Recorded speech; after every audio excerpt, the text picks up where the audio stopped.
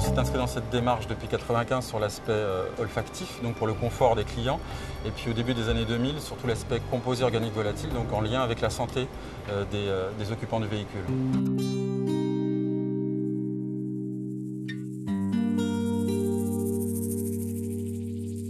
Notre rôle, c'est de protéger le client des pollutions extérieures, promouvoir l'utilisation de systèmes de traitement de l'air, c'est-à-dire des filtres pollen, des filtres charbon actif pour les composés organiques volatiles venant de l'extérieur et tout ce qui est capteur de pollution afin d'isoler l'habitacle de la pollution extérieure.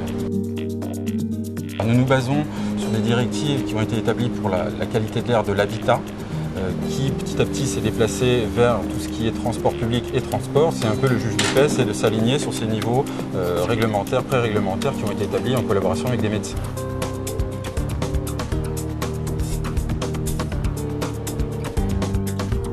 Alors on intervient à 3 niveaux dans la voiture. Tout d'abord par des prélèvements de l'atmosphère de l'habitacle sur des tubes contenant un adsorbant. Ensuite, en analysant des pièces entières, et on va faire les mêmes prélèvements pour analyse. On va prélever des morceaux d'échantillons ou travailler sur des échantillons bruts. Jérôme est en train justement d'analyser des prélèvements qui ont été effectués en habitacle. Ça, c'est un système qui va reconcentrer l'échantillon et ensuite il va être envoyé dans l'analyseur pour connaître la composition et concentration des molécules, donc des familles chimiques, donc composés organiques volatiles.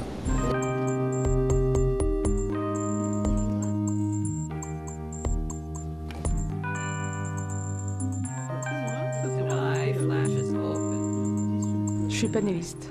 Je respire, je sens. Eh ben, je suis panéliste, hein. Je sens. Je respire les échantillons. Je sens les odeurs.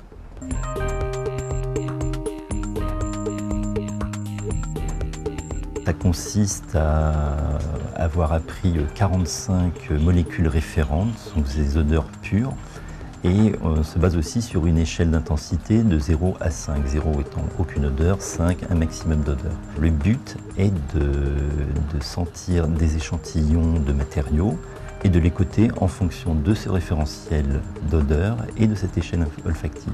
Ce qui m'intéresse, c'est de pouvoir participer au choix des matériaux qu'on va mettre dans les véhicules. C'est un critère important, notamment quand on a des enfants. Ça permet d'être plus proche du véhicule, plus proche des clients, des attentes clients.